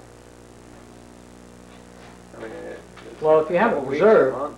if you have it preserved, as I was speaking of, then you want to put some dehydrator plugs in the top plug holes. But if you don't have it preserved, just normal engine oil in there. Leave it parked for a month. Is that okay? Oh, a month is fine. And the dehydrator plug should never turn pink. Up for, yeah. Those are just turned. But if you have an aircraft that's going to be inactive as far as flying, but you still can run the engine, don't run it. Oh, yeah? Don't go out there and run it every week. Because Right. all you're doing is building up moisture in there that's not dried out. Because you got to fly an engine about 2 hours in order to dry it out. Really? Yeah? To really get it dried out, you got to fly it about 2 hours. Half an hour does a pretty good job. To really get it, all that moisture worked out of there and out the breather was. Yeah, most of my shots are only about a half an hour compared to Mojave. Uh-huh. But you're talking about how often do you do this? Oh, real often. Yeah, that's no problem. But for an engine that's basically in storage, I mean, the aircraft isn't being flown. If you run the engine, then you should go out and fly it 2 hours. Yeah, I've to dry it gone out. 2 or 3 weeks when I didn't fly it because of weather, like recently when all the fog. That's really good. But you can take and crank it through with a starter, or even to crank it through with a prop. But if you crank it through with a starter, you're going to get oil pressure Yeah, right. where you got oil flow to the bearings and all this. That's good for the engine. I'd like to ask a question Yes, about, sir. about the different fuels. You mentioned that the higher octane, such as the 150 and 145 that the service used to use, caused hotter exhaust temperatures. If you have an engine that's designed for 80 octane, what's the consequence if you run 100 octane? Okay. I See- know there's an obvious danger if you go the other way. If the engine's designed for 100 octane, you run 80, but what's the consequence? Yeah, there you can get into immediate problems. But to run 100 octane in an 80 octane engine, the big difference is the fact that the 80 octane fuel burns more rapidly. And so it's pretty well expended, or much more expended in its burning rate when the exhaust valve's open. But when you have anything higher, 100 low lead, avgas, or 115, 145, that burns much more slowly. It's more controlled burning. And so you have more flame going out the exhaust. And that's why you have to get into these better valves when you go to the high leaded fuel. So you really want to stick with the 80 octane if that's what the engine was originally designed If you for. can, it's the best thing for it. Putting 100 octane fuel in there doesn't do a bit of good for you. It's detrimental, in fact, to a degree. That's true. What are your thoughts on the low lead versus leaded fuel? See, the low lead fuel, low lead 100 octane fuel has about 2 cc's of tetraethyl lead per gallon. The avgas, 130 octane, has anywhere from 3 to 4.5 cc's of tetraethyl lead per gallon. So you get more lead deposits in the combustion chamber to some extent, especially in some engines. No, with the higher leaded fuel. Lead erosion is going to be more with the higher leaded fuel. That is the erosion on the valve guides and stems and other parts of the engine, particularly of an engine that isn't being operated more than 50 hours a month. Because that lead is quite erosive when it's just sitting there and the engine isn't being operated. But basically, one thing I find about the fuels, if you run 100, 130 high lead fuel, and then you start to use the low lead fuel, the low lead has some scavenging agents in there that tend to wash out and loosen up that lead that's accumulated previously. So you may run into a little bit more lead fouling when you go to the low lead fuel after you've had the high lead fuel in there for a period of time. Back to the pickling for the engine. Yes, sir. We pickled an engine and we used the called out type of preservative oil that's in the manual, and we pressurized the fitting, you know, it goes to your oil pressure gauge. We pumped oil back through there. Now that should have gotten into the bearing galleries. It sure would. Yeah. It's a good method. It's a good method. So we pressurized all that, yeah. A very good way to really preserve an engine. Say you've got an engine that's going to go for a year. is to take and heat up the oil. We did. It's Heat it up. almost ignition. And get your engine on a some kind of a, what they call in the factory, a buck. You mount the engine on this buck, and it's a round one that has rollers on it, and you rotate it. We've done that in the past where an aircraft manufacturer, Aero Commander, had their factory burn out. We also blew hot oil into the vent until we had a plume of the breather coming out the other side. So, you know, we wanted to get the camshaft, the journals on the cam, which are exposed inside the case. Yeah. So Actually, we did a good job of it. Actually, if you have an engine that's in storage for a long period of time, before you put it into operation, it's best to do like you did. Take and pre-oil it by external means and pump oil through those bearings and all.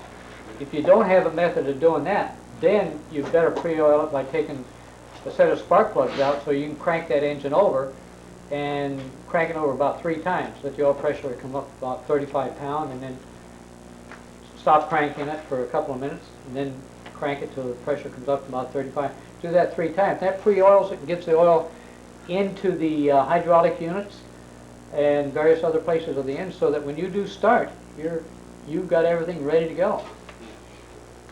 Will this preserving oil be a problem if it's been there for a long period of time? We would recommend that when you are going to put an engine into operation after it's been preserved, that you run for a short period of time with straight mineral-based oil On the ground, you're talking about? on the ground to flush it out. Use a very light oil, And then drain it? 30 or lighter, even 10 weight oil. If you're not going to fly the airplane, but you could put number 10 weight oil in there and just run it up to 1500. It's not going to hurt a thing, and it's going to do a lot of flushing.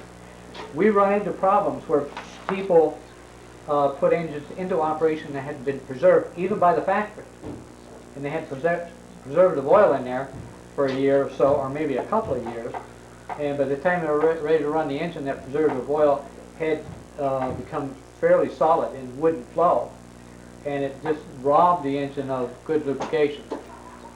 So it's best to get a very light oil in there. So what you're saying in a nutshell, if you're going to keep an engine for 2 or 3 years, preserve it every 6 months or so? Every 90 days. Every 90 days? Well, they recommend every 90 days, but if you use a good method, Such as what they use? like they did, that 6 months would be okay. And heat the oil good. I got an engine on a rebuild like he is. I'm going to rebuild it, I want to know what to do to the thing to keep it good. That's the whole thing. That's right. Keep the oil till when you spit on the side of the can as soon. That's just Okay. Yes, sir. On a newly rebuilt 0320 D3G with chrome cylinders, what do I have to do to break it in? Okay, who rebuilt it? Place up in San Carlos, Chuck's Aircraft. Chuck's? Okay. All right, and it was a major overhaul. Right. Okay, now, one thing you have to consider is that you want to start that engine out with the idea of getting the rings broken in as soon as possible.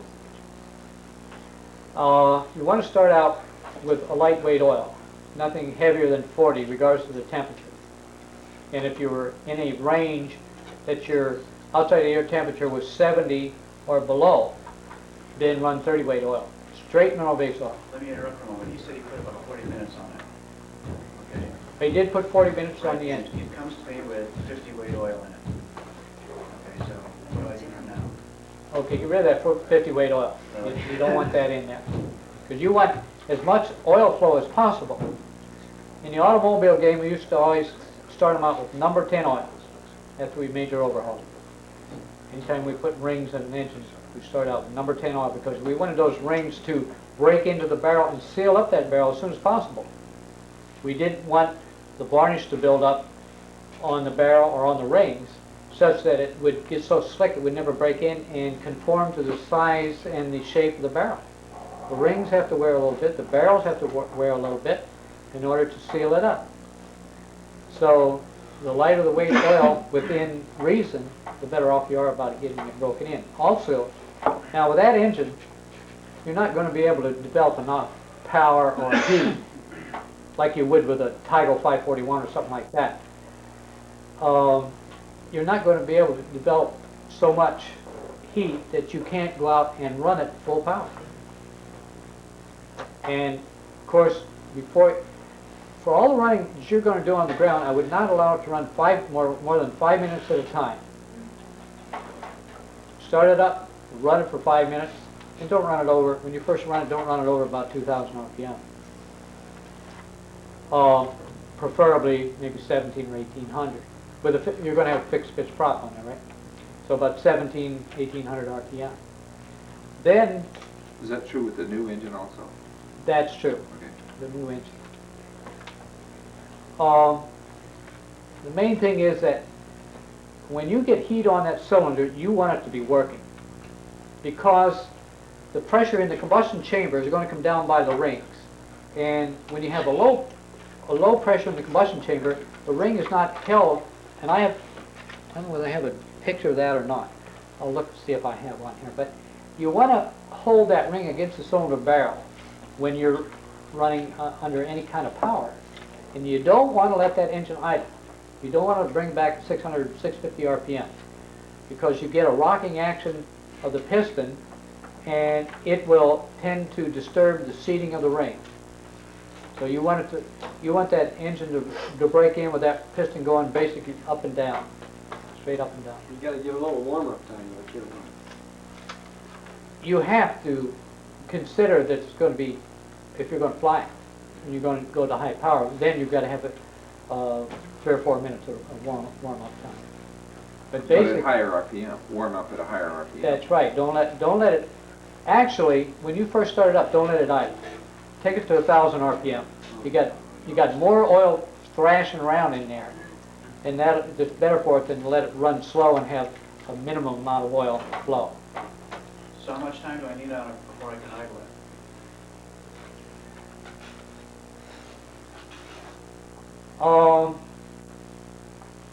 I wouldn't let it idle much until I had 4 or 5 hours of operation of flying. Yeah, never having tested an airframe, I'm reluctant to bolt an engine in it, run it for 5 minutes, and then take off. Can I? Well, you're going to run it about 3 times for 5 minutes. Okay. You're going to run, because you're going to make sure that you've got no oil leaks or any problems around that engine before you get out there and give it the power. Because when you get out on the runway and you put the power to it, then you should keep it up to 75% of power as much as possible to get it really broken in right. Can he break it in on the ground? Not in that frame. Not in that. Of course, he's got 40 minutes on it. And Lycoming on this model engine would only run an hour and 20 minutes anyway, of which they would have about 25 minutes of full power on it. Of course, they've got control conditions. And before they start that engine, they got the oil up to 200 degrees. And this, you're speaking of a new engine, new factory. A new factory engine, remanufactured. And they run it for how long? That model about an hour and 20 minutes. How about the O235, the LCC? Same. Run-in schedule's about an hour and 20 minutes. And there's about 25 minutes at full power, whereby they're running oil consumption, fuel consumption, and power tests on. I heard you could make a 160 horsepower engine into 180 horsepower, that you can get 5 more horsepower per cylinder. Is that any big trick or any bad side to doing that? Because I'm just not developing enough horsepower on takeoff. I'm not getting 160 on takeoff for sure. I'm only getting maybe... Well, how fast is it turning? 22. See, it's not turning fast enough to get the power. You're not going to get, under normal You think that's conditions, because a my normal intake or engine. what? What is that? Could be your prop. I tried another prop. Yeah. Same thing. How about your tachometer? How accurate is your tachometer? Oh, I don't know. Take a look. Take a It look. costs a lot. They can vary. Better be wrong. That's no guarantee, huh? Brand new ones may be 200 RPM off. Is that right? Really? Yeah. Okay. I run into situations right here on Santa Monica Airport, down here at the west end of the airport, where we had cylinders off of an engine and all. They had 2 180 Cherokees there, and one of them, everybody wanted to fly it because it performed so well, and the tachometer came up there. And So we had all kind of problems about trying to say, hey, wait, there's nothing, we can't see anything wrong with this engine. The combustion chambers look okay and all. But they said, well, we're going to pull the cylinders off. We know it's got the wrong pistons in there and such. So they pulled cylinders and couldn't find anything wrong. Standard parts in there and all. Put them back together and ground the valves and all. And it didn't turn any faster after they ground the valves and cleaned the combustion chambers and all. And so trying to get down to the point and say, okay, how accurate is your tachometer? Well, it's got to be accurate, you know, plus or minus 25. So we took, there was a Citabria there, and it was a lot of trouble to get that tachometer out of that 180 Cherokee. It took a lot of hours. So we didn't want to take, I said, well, swap between the two airplanes. No, it takes too many hours. There was a Citabria there, so we just took the tachometer out of that, which amounted to 20 minutes or something like that, and we hooked it up to the cable on the Cherokee, and we gained about 125 RPM. Really? And then we finally get down to the point of actually comparing the two airplanes, and there was 200 RPM difference between the two airplanes, and they took out and flew the two airplanes side by side, and the one that was supposed to be sick would fly just as fast, climb just as fast, but the tachometer never indicated it, so everybody said, it's not the way we like it. It's funny, but psychologically you run into things like that. So about the increase in horsepower on the engine that Okay, way, we'll is get back to that. recommended thing or not? What model engine is it again? 0320 D3G. D3G, so it's designed to be 160 horsepower. Yeah. I At don't- 2,700 RPM, I think. Yeah, I don't know of any legal way of doing it as far as Lycoming certification. Oh, okay. But there may be somebody that says, well, put a higher compression piston in it. Yeah, but at Oshkosh, who was that? Was Yeah, they say they blueprint the engines Yeah, and he's balance them and all Yeah, that. he's changing the porting on the engine even more. These are some people from Arkansas, I think. Yeah, well, if they, you can do things like that to an engine and get more power out of it. Like a Chinese engine. It's designed to be a real reliable 160 horsepower. And of course, by porting and maybe even going to a larger intake valve, exhaust valve is larger, it needs to be for the power, because it's the same exhaust valves you use in a 180 horsepower engine anyway. And the camshaft is basically the same. They may give it a different grind on the camshaft to get a little more valve overlap and such like that.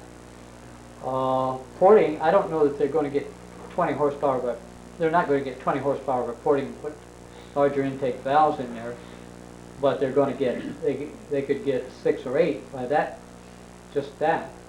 How close are those engines balanced when the companies build them at Lycoming?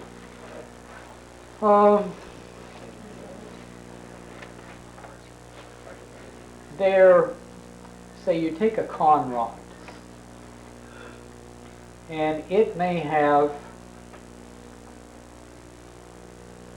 I can't remember the numbers for sure, but it's at least an ounce difference between two con rods. And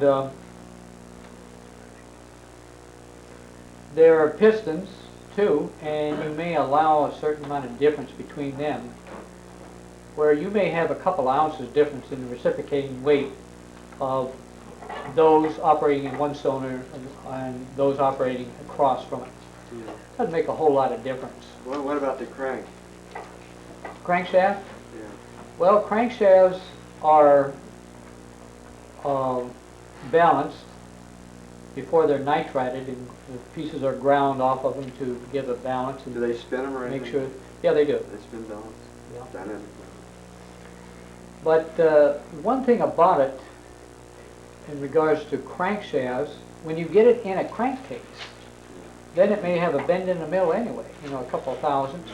So you may find that you're running out of limits there.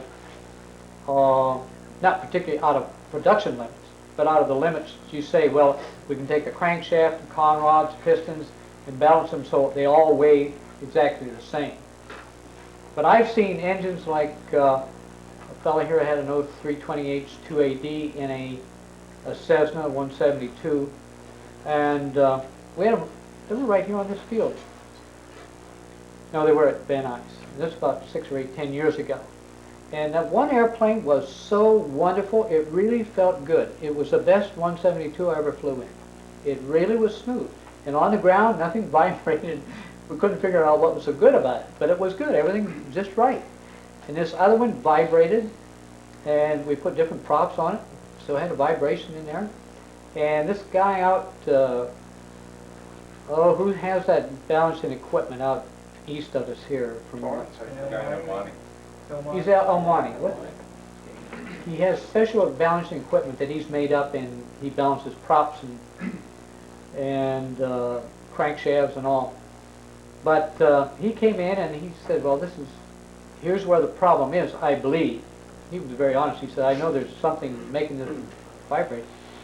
But then this guy got a hold of an engine shop and they said, bring it up, we're going to make that engine smooth. So he took it up there and they ground the crankshaft, ground pieces off the flaps of the crankshaft to make it vibrationless in regards to their spinning equipment, and balanced up the rods and all. And this engine did have 2 con rods across from each other. One was on the maximum limit and one was on the minimum limit. And so they said, oh, we're going to make it so good. And they did all that, put that engine back together, and the owner refused to pay for it. He said, it doesn't feel a bit better. And what the difference was something about that airframe, or maybe something about the crankshaft. I don't know. We never found anything, and I said, okay, you send the engine back to Lycoming. And the engine had 1,000 hours. Nobody had complained about it until these 2 new owners got it. And we agreed, send the engine back to Lycoming. If we find anything that's out of tolerance, and we'll spin the crankshaft and all, we will give you credit for the use time on that engine. He said, no, I don't want to do it. But it was one of those things, it was a mystery, and nobody could figure it out. Going back to increasing power, if you can't go do it in the 0320, can you do anything on the L2C to put higher compression in there, or boost up to the N2C? Okay, we had those models that were 125 horsepower. Right. And the first ones went to Europe. They wanted them over there for aerobatic planes and small aircraft. And they had a lot of trouble burning pistons, because for one reason, I think they don't have as good a quality fuel oil, even though they were running 100 octane fuel. Now, I never saw any of those engines that we built in the factory, 125 horsepower, out here. So I don't know what to say about the expected life. But I know a number of these engines that have been modified. They were L2Cs, and they were brought up to 125 horsepower with a high compression piston. That's the N2C. Basically like an N2C with those parts. But they were engines that were torn down and built up by somebody else other than the factory. And I've seen a number of them at $400 or $500 on the bottom end was all pounded out of it. Yes, sir. I mentioned earlier about changing this 0320 to 160 horse. Yeah. You mentioned about getting the pistons from another engine or the same. I don't remember what you said. Well, basically, there are pistons for a 150 and pistons for a 160 horsepower engine. That's why you get the additional 10 horsepower. Your 150 horsepower engine has a compression ratio of about 7.3 or 7.2 to 1, and the 160 is 8.5 to 1 compression ratio. But if you're going to make a 160 horsepower engine, then you need the high compression ratio piston. And I've been thinking about, since I was talking to you, you better check to see what part number piston you're getting from that other engine. That it is a type that's supposed to go into a 160 horsepower engine. You know, I think it's getting warm enough in here. We should take about a 5-minute break. You've got some view graphs to show us. I think it'd be useful if we get on to that after the break. Sure. Looks like having engines painted gray, although many of the engines put into the Cessna aircraft were blue.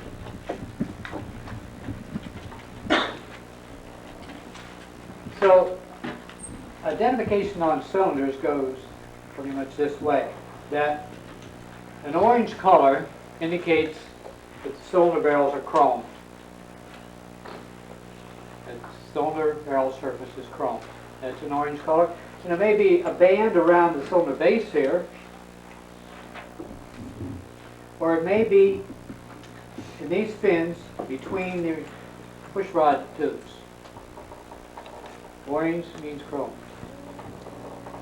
Okay.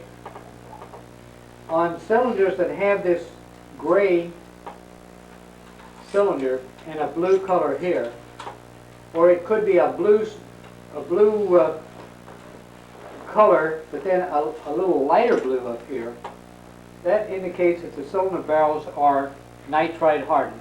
That is, the steel of that cylinder barrel has been subjected to a nitrous type of gas for a period of time at a certain temperature.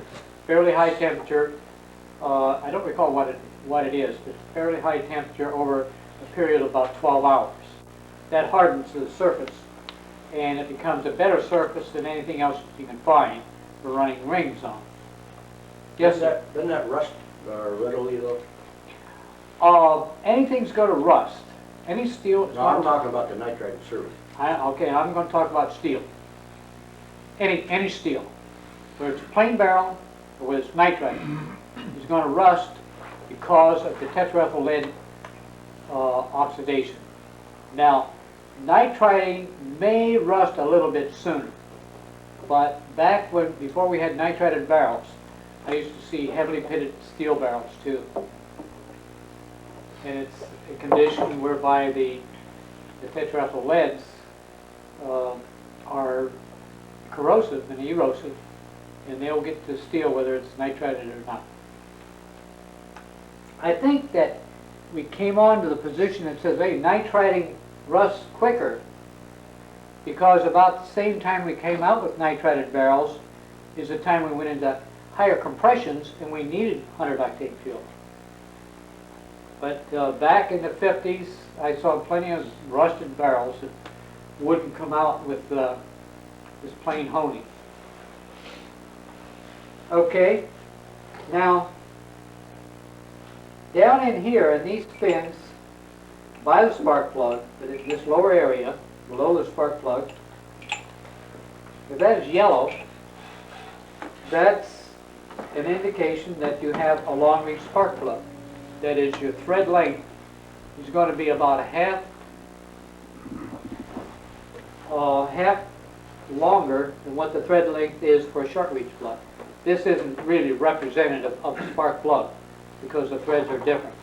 But if you take a short reach plug, and it'll be somewhere about a half an inch of threads, and then a long reach plug will be about 3/4 of an inch of threads. Which one has the yellow paint?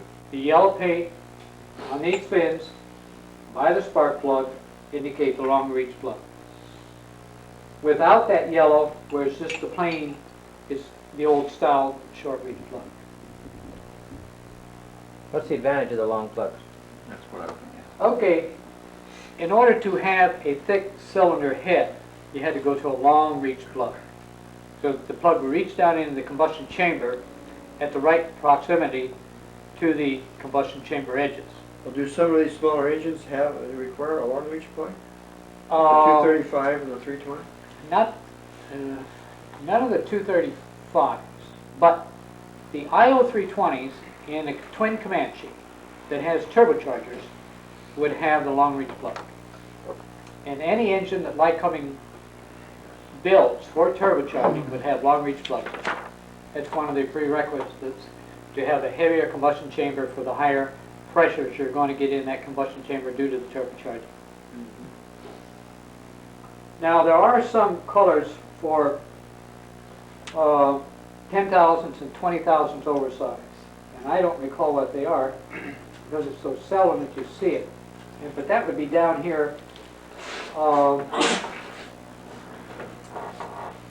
There are some that have a green band, and I think that's for 10,000ths oversized. And then there's some with another color band down here that indicates 20,000ths oversized. I don't remember what it is, but basically, in most cases, what you have to know if you're going to put rings on a piston, you have to know whether it's nitrided or chrome plated or a plain barrel, plain steel. So if the color of the cylinder is the same all the way around here, these fins are the same color, then that means it's a plain steel barrel.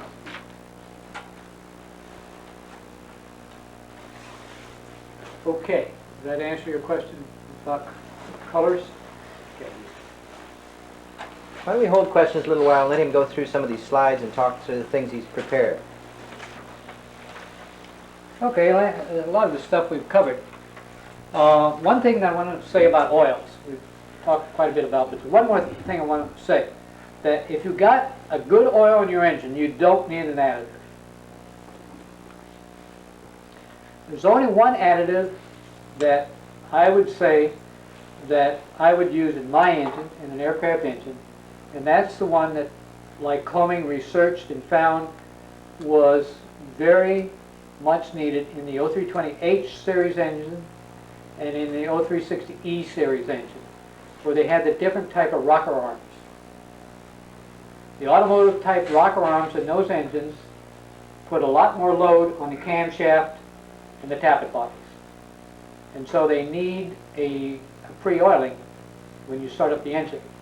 Now the LW16702 is a Lycoming additive that Lycoming would say put in any of your Lycoming engines.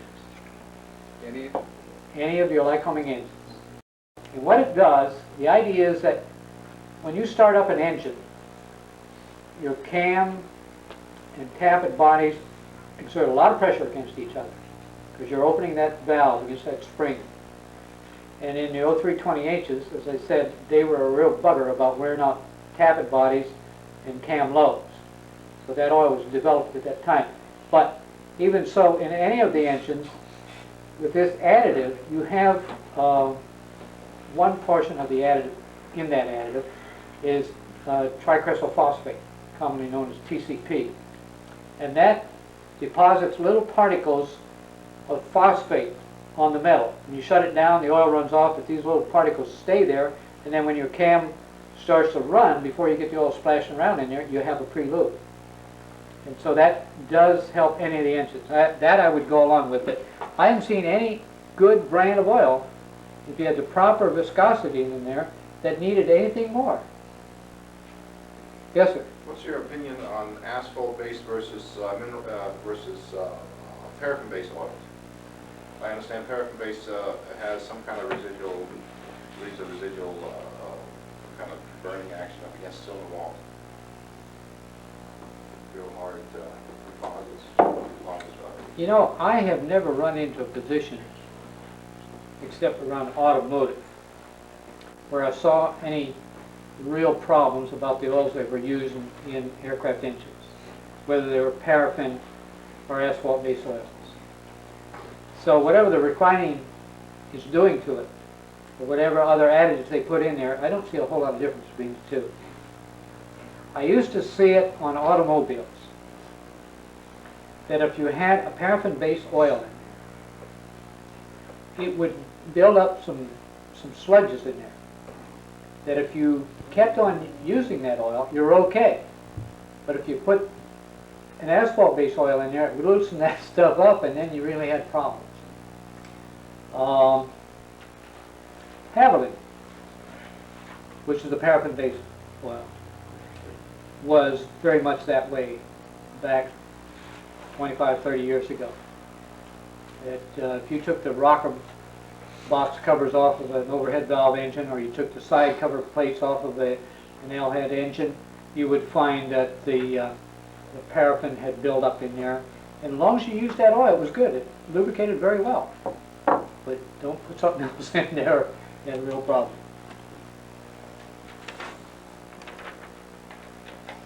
Okay. I don't know what kind of an air filter. Do you guys use a flock type of air filter, or is that a... Paper. It's a paper filter. You do? It's an automotive, typically an automotive filter. It is. Okay, fine. I know that with the flock type of filters, air filters that we see in a lot of aircraft, there's a lot of them that look okay But if you take that doggone filter and hold it up to the sun, you can see right through it. And a lot of people think they've got a good filter on, but you can take their filter off and reach in the air box and you can feel sand and grit in there. So it's going through those filters. The flock type filters are okay when they're new and up to a certain point of time.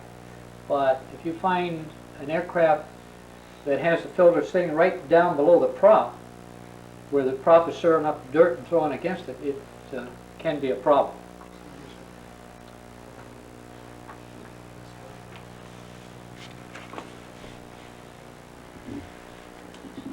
The light when we need it back there.